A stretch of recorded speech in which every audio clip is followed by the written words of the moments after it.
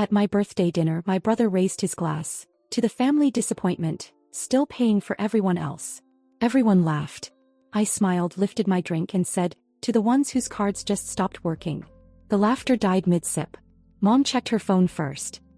It was my 34th birthday and I made the mistake of celebrating it with my family. I don't even know why I planned anything. Maybe it was habit, or maybe I thought this year would feel different if I controlled every part of it. I picked a quiet restaurant with good food and no TVs, somewhere people had to actually look at each other. I booked the table myself, paid the deposit, sent the group text with the time, location and the line, no gifts, just show up. I meant it, but deep down I wanted something else. I wanted recognition. Or at least respect. Dad, I got Brian. He showed up 15 minutes late in his usual, I'm too cool to try, outfit. Hood up, sneakers muddy, smirking like he'd just come from winning an award for being everyone's favorite. He slapped Dad on the back, gave Mom a lazy hug and sat across from me like he was the guest of honor. I hadn't seen him in 3 months.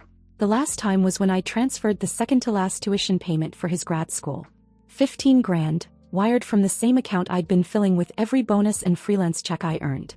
The joint one. The one they all forgot I had access to from both ends. Brian didn't say thanks. Not then. Not ever. He just texted me the day before the payment was due. Can you handle it? Like I was his personal bank. Dinner started off fine. Polite. Boring. The food came and everyone acted like they'd eaten nothing all day, even though they all complained about the prices when we sat down. Dad asked if I was still working from home like it was a phase. Mom asked if I'd met anyone yet. My aunt brought up her dog's birthday party. Again, and my uncle just kept making quiet comments to Renee that only she could hear. I stayed quiet for most of it, just eating and waiting for the cake so I could leave with a fake smile and a good excuse. Then came the toast. Brian grabbed his glass halfway through his tiramisu, raised it and said loud enough for the whole restaurant to hear, to the family disappointment, still paying for everyone else. They laughed. Hard. Mom laughed so loud she had to wipe her eyes. Dad slapped the table.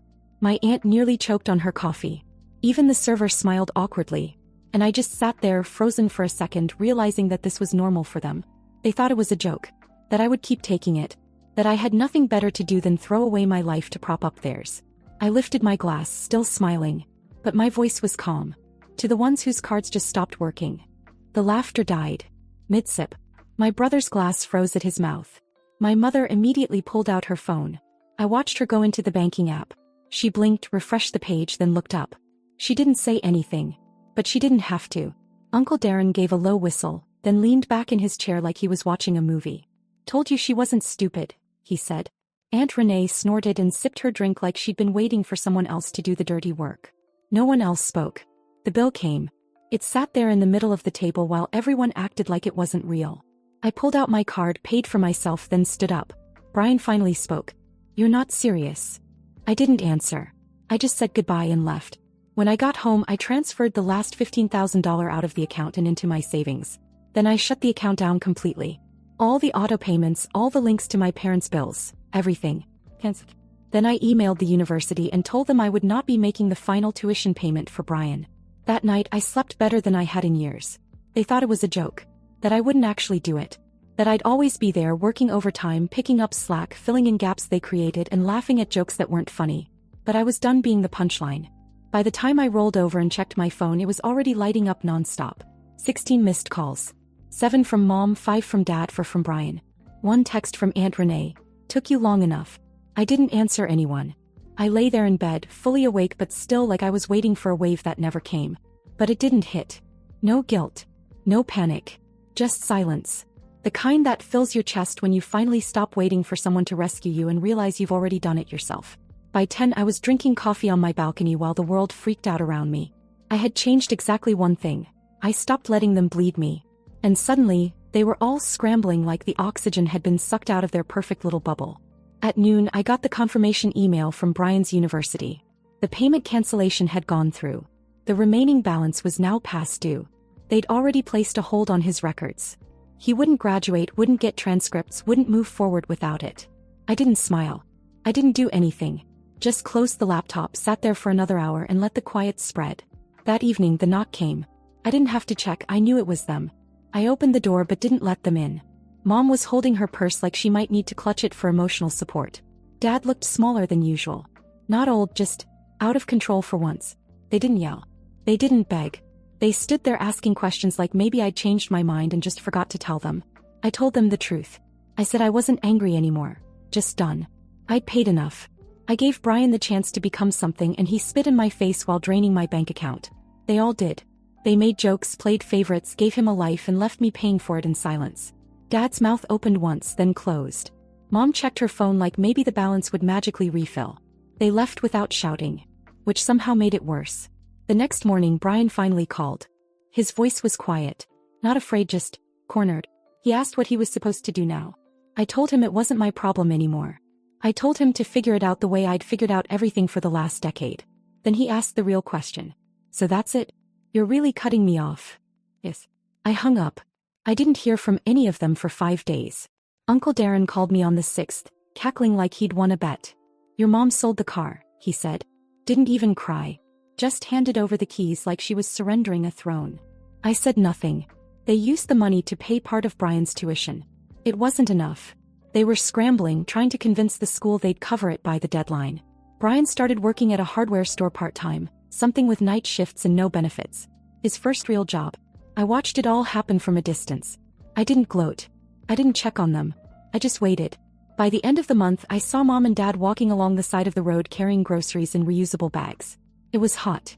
They looked exhausted. I slowed at the light, watching them from the turn lane. Then I pulled away. That night I bought them a truck. Not a new one. An old, beat-up Dodge that still ran clean and had working AC. I paid cash. Had it dropped off in their driveway with the keys and a single note. This is the last thing.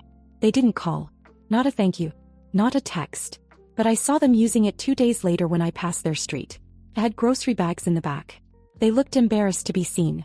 That's when it really sank in. I wasn't the safety net anymore. I wasn't the wallet. I wasn't the disappointment they could mock while drinking wine I'd paid for. I had ended the performance. And now they were living with the script I refused to keep writing. Brian didn't call again for a long time. But I watched him from the edges, slowly, steadily changing. Not because he wanted to, because now he had no other choice. The truck sat in their driveway like a silent reminder. For 3 full days no one touched it. I knew because Aunt Renee drove by twice and sent me a photo. She said Mom and Dad looked at it like it might explode if they opened the door. But on the 4th day they gave in. They started using it. Quietly, without any thank you, without a word. It was the kind of silent acceptance that meant they knew.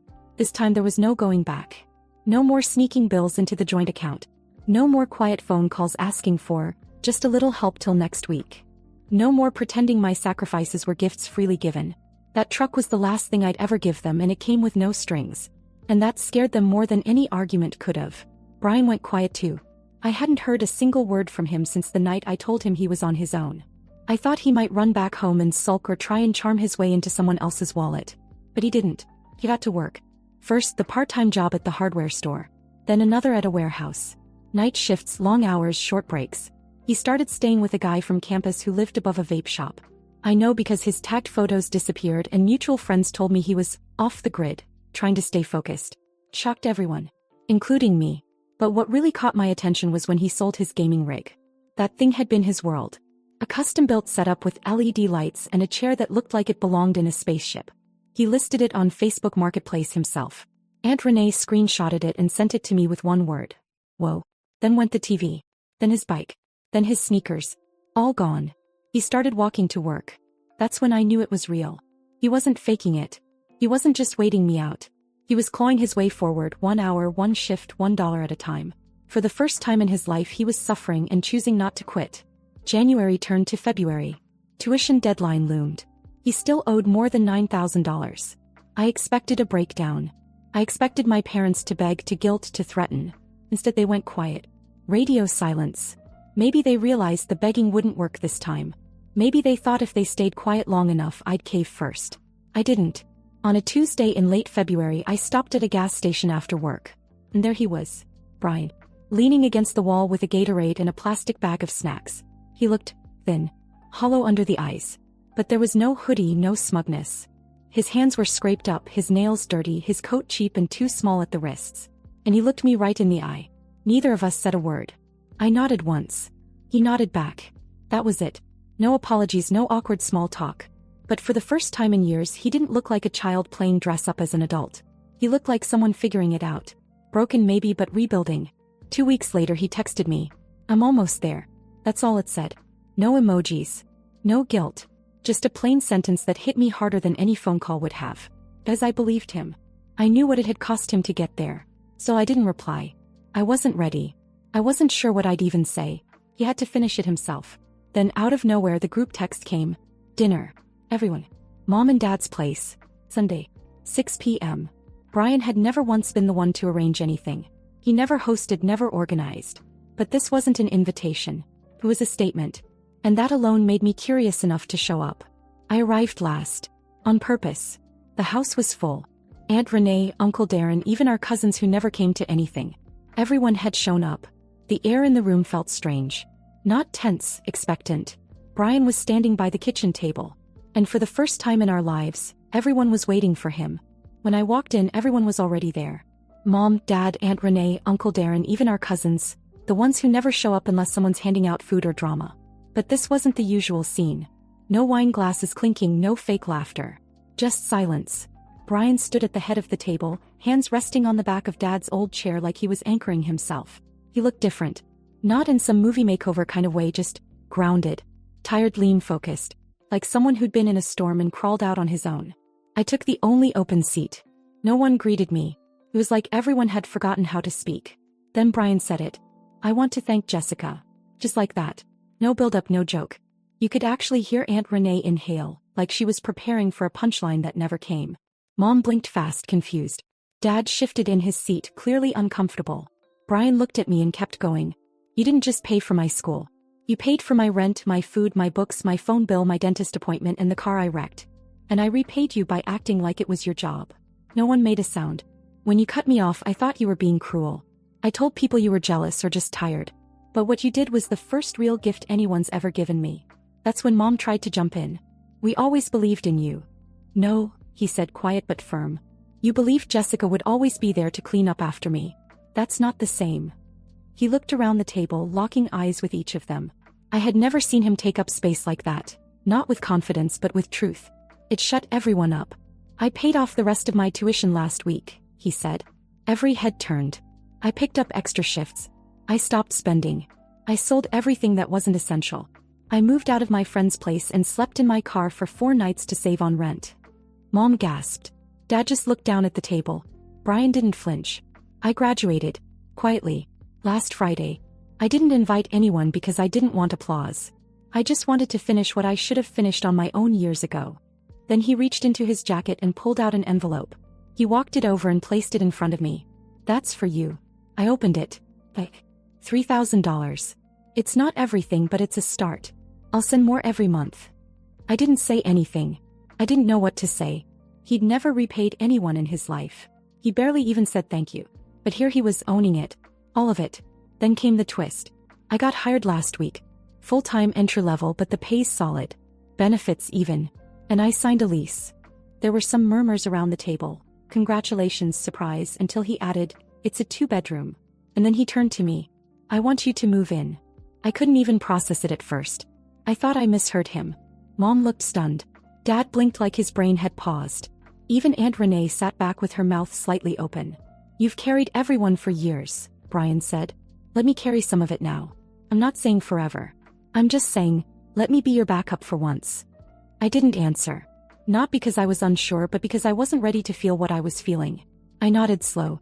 And then, like they'd been waiting for their cue, Mom and Dad turned it into chaos.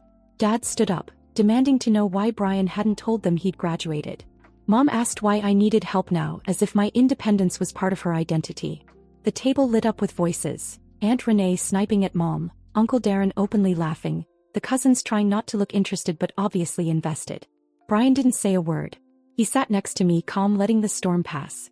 Then he looked at me and whispered something that only I heard. I get it now. Everything you've done.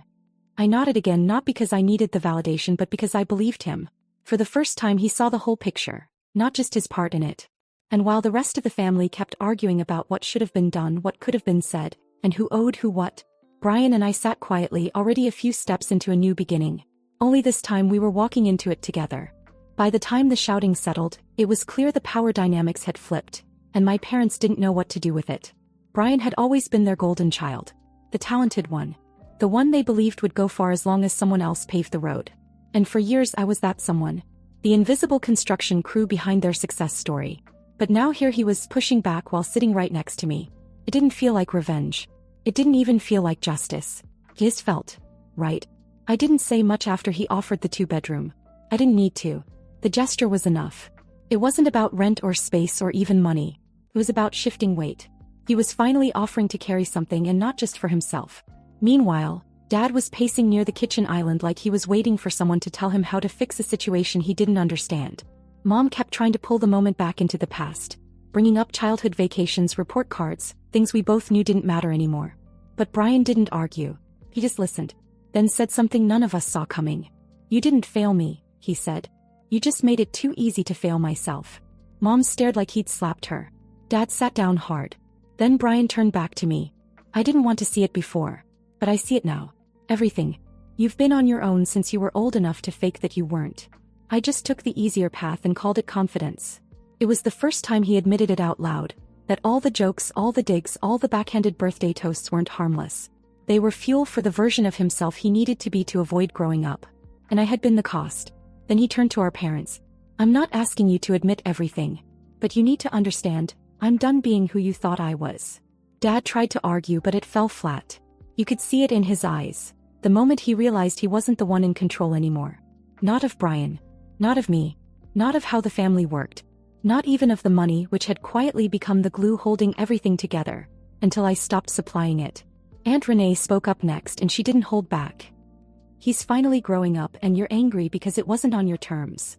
Uncle Darren added, "Maybe Jessica should have cut everyone off a lot sooner." The table went dead quiet.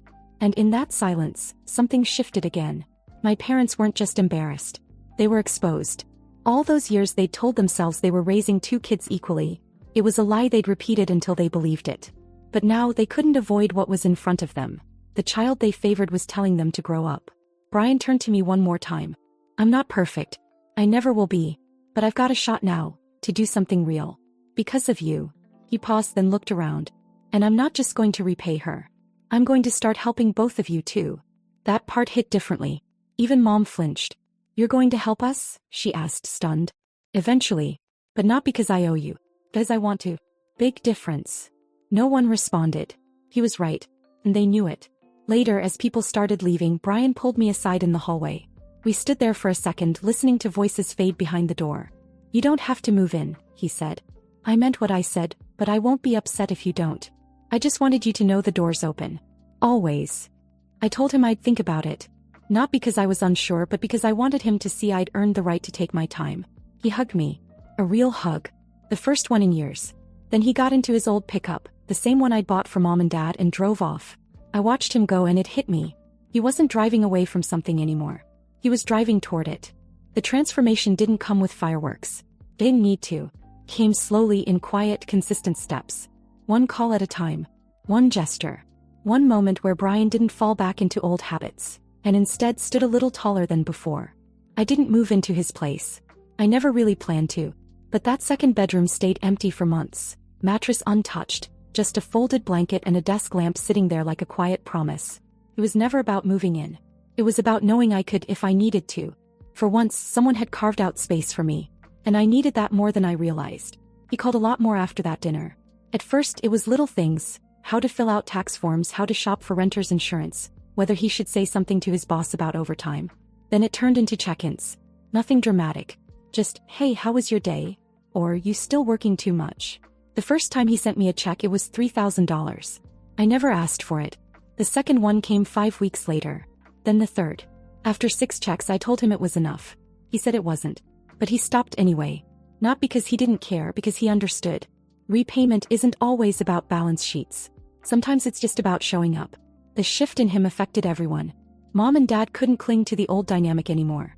Brian wasn't asking for money, wasn't making excuses, wasn't showing up late or skipping calls. He was stable, focused. He fixed a leaky sink in their house without being asked. He picked up their prescriptions when their truck broke down. Not to make a point, just to help. And it bothered them at first. The silence from me had always been convenient. They could pretend their choices hadn't cost me anything. But now, with Brian stepping up, they had no one to blame things on. No one to lean on except each other. And it forced something honest out of them. Mom started texting me short things at first. Updates, photos, even a few awkward apologies. Dad sent me an email once. An actual email. Said he was proud of me, said he should have said that a long time ago. I stared at it for half an hour before replying. I didn't even know what to say. But I said thank you. Some cracks don't get patched. But sometimes you stop bleeding through them. 6 months after the dinner, Brian called me on a Friday night. Don't make plans, he said. I'm coming to get you. No other details. He picked me up in that same pickup truck. The one I bought when Mom and Dad had nothing left to sell. He'd cleaned it, added seat covers, even installed a Bluetooth radio. It looked like it belonged to someone who took pride in what they had, no matter how they got it. He drove us back to the same Italian place where everything had gone sideways on my birthday. Same restaurant. Same table. This time he had made the reservation. He'd paid the deposit. He picked the wine. We didn't talk about money. Or the past. Or who owed what. At the end of the meal he lifted his glass. To the one who carried the weight so long we all forgot it was there. I didn't say anything for a while. Just looked at him and tried to hold back the sting in my eyes. Then I lifted my glass. To the one who finally stood up and stayed standing. We clinked, and for the first time in a long time I laughed. Not the tight, controlled kind, but the kind that made the people at the next table glance over and smile without knowing why. These days he's doing well. He's still working full-time, picked up some extra contract gigs on the side. He helps our parents now, small things like groceries or errands. But it's not his identity. He doesn't let them take advantage. And they don't ask for more than he offers. We talk at least once a week.